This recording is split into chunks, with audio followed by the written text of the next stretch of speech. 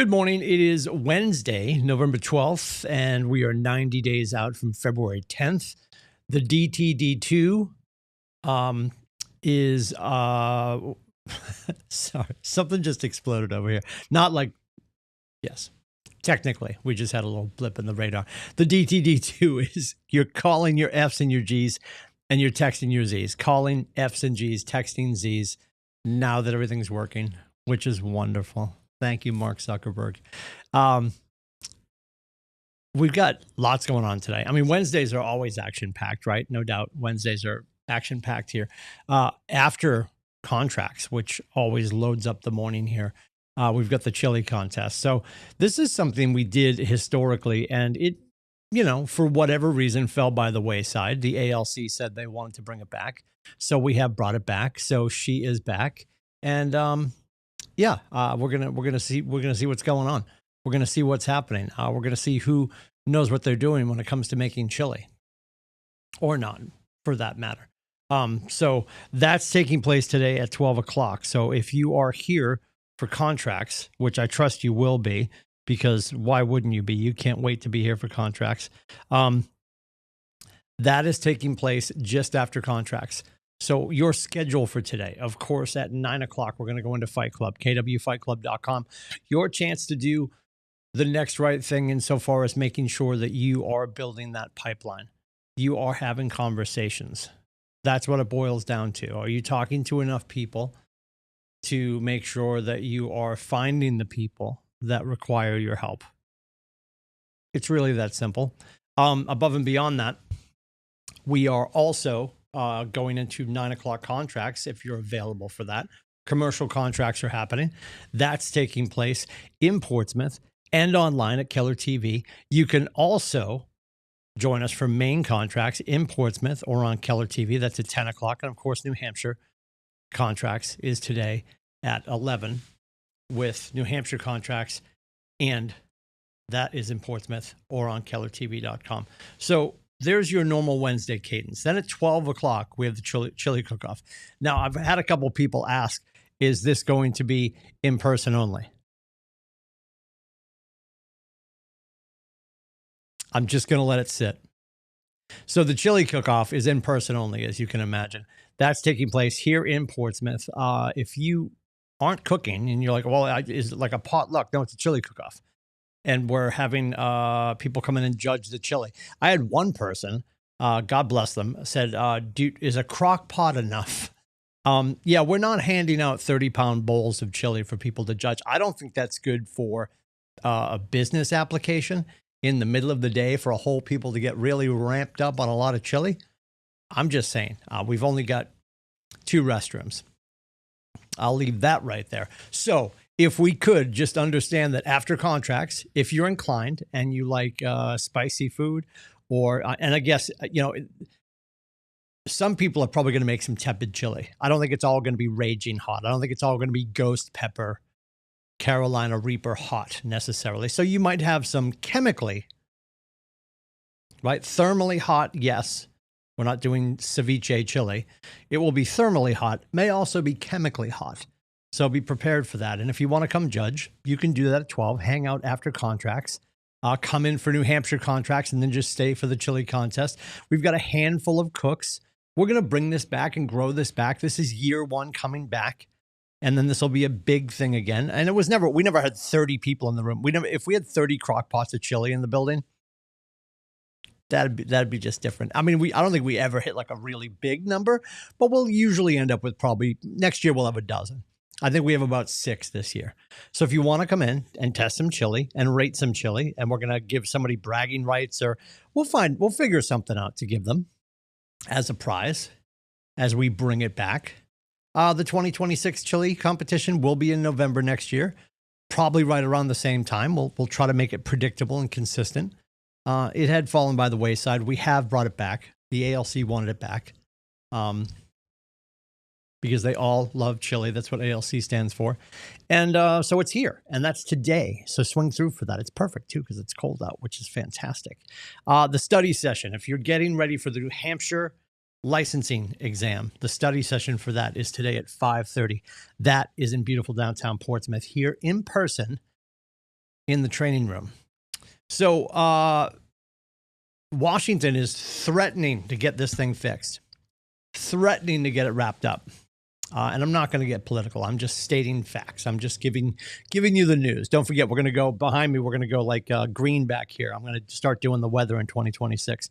It'll be a full news show every morning. Our dear friends in Washington are still trying to figure this out. Until they do figure this out, and even if it was figured out, we've had falls and winters and long, hard winters where the government wasn't shut down and people still need help. So I'm going to just implore you to make that the crux of your phone calls this week.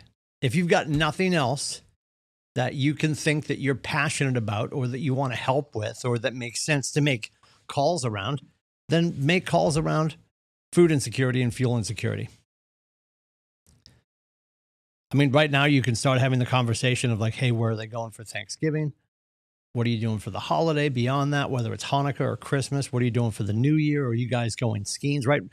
Family, occupation, recreation, dreams. Recreation could be the skiing over the winter. No matter what it is that we're on the phone with other people about today, and it doesn't need to be the phone. Maybe it's a text. Maybe you're doing a whole text campaign. Hey, we're looking to help people that need help with food or fuel. Who do you know that we should know? Who do you know that we can help? And again, we're just being a resource, right? If your friend gets back to you and says, you get your friend on the phone or your friend texts back and they're like, hey, you know what?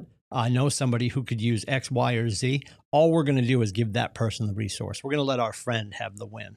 Because what we need to be, we need to be reminded of, sometimes the person that you're in contact with might be the person who requires the help. And it's not about bruising egos. It's about lifting spirits. It's about making sure the pantry's full. It's about making sure that their fuel tank is full. And we've got some houses. I'm not a triple bypass house, thank God, but we do have propane and oil at our house. And I think a lot of houses do. Probably have an oil tank and a propane tank. I know some that have kerosene as well, which is just wild to me, but there's that as well, right? And no judgment on what fuel they need. All we want to do is make sure we get them the fuel they need. And I've said this time and time again, don't worry your pretty little head about, hey, I got to make sure I have a full list of all the companies that'll do, fuel assistance, or all the states and counties and cities and towns and boroughs that have the opportunity to have a food pantry where people can get help. Like, don't worry about that. Find out where the need is and then reverse engineer the help. Let's just get on the phone. Let's get into contact. Let's text. Let's do whatever we need to do to find out who needs our help. And let's make that our mission this week. That might not seem like you're attacking your business. And if you feel right now like you need to attack your business, like you're trying to chuck up a 3-pointer at the buzzer for 2025, I completely get that.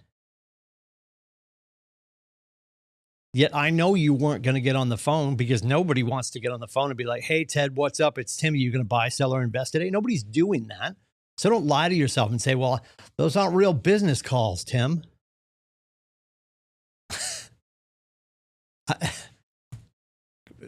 17 seconds into the phone call, asking somebody if they're going to buy, sell, or invest isn't a business call. I mean, it is. It's a flavor of a business call. There's a French term. It's a chité business call. That'll be on the quiz later. Nobody wants that. People want to feel that they're helping right now. There's a lot of people that need our help. And even the people that don't need our help necessarily, whether it comes to fuel or food or real estate help, they want to be part of the help. Everyone wants to be part of the cure. Everyone wants to be part of a good story. So if we can help our people help their people by making sure that they have the data that they need to get their friends or their loved ones the food or the fuel they need to get through the weekend, through the night, through the winter. And we're not going to solve all the problems. We're not going to solve them perfectly. You're not going to find an oil company. I mean, and if there is one, point me to them. But you're not going to find a propane or an oil company that's just going to give it away because somebody's down on their luck. but you'll find resources where they will figure it out. And there's companies that will give breaks, or maybe you're in a position to help. And you can just say, yeah, well, I talked to my friend, Tim. He's a real estate company called Keller Williams. They're calling around to find out blah, blah, blah. So your friend ends up telling their friend who's in need that, hey, it's coming from this company. And they just call the company and say, hey, can you go fill 17 Washington Street? Because they're able to, but you inspired them to do so. I was just about to say, it doesn't matter how it gets done. Within the parameters of the law, it doesn't matter how it gets done. This is how we build relationships. This is why people remember us when the time comes to become transactional and their family needs to move and it's about brick and mortar and logistics. They will come back to you because you showed up emotionally in the gap when people needed you. Not strictly inside the confines of the vertical of real estate.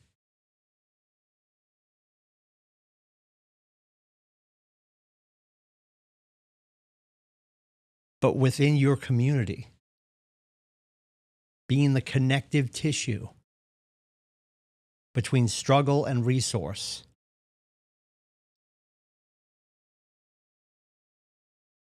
And if we can do that, I mean, how would that make you feel today? If you did nothing else today, but you connected with a few more people, reminded them what you do,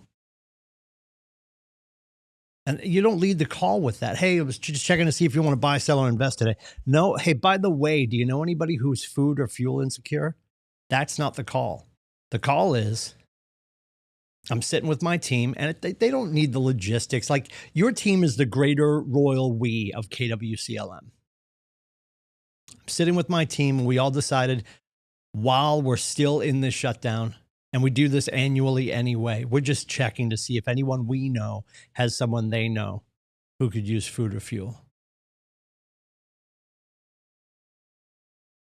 And then as soon as they're like, you know what, I've got a friend in this town, and here's what, we don't even need to know why. We don't even need to know why.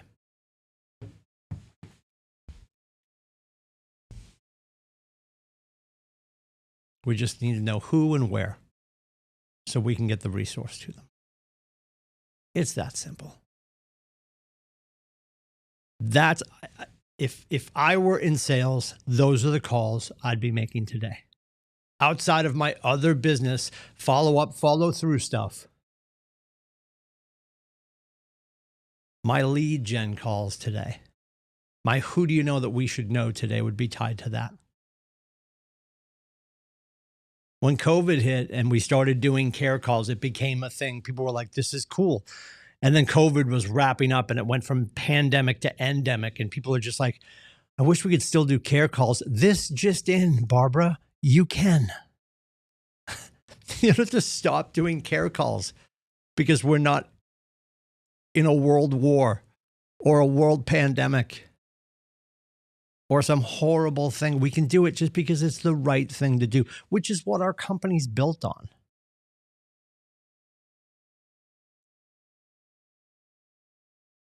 Who do you know that we can serve? Who do you know that we can help? Who do you know that needs food in their pantry or fuel in their tank? Someone out there, right? Michael Mayer, 7 levels of communication. Today, somewhere in my city, someone is looking for help, and it is my job to find them. See how that applies across the board? See how much sense that makes when I say it again in this context?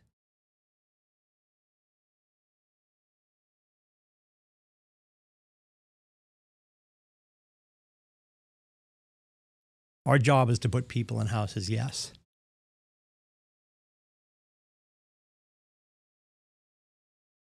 But we picture it romantically. The kitchen is full of food and the rooms are full of warmth. And today, for someone, that is not the case.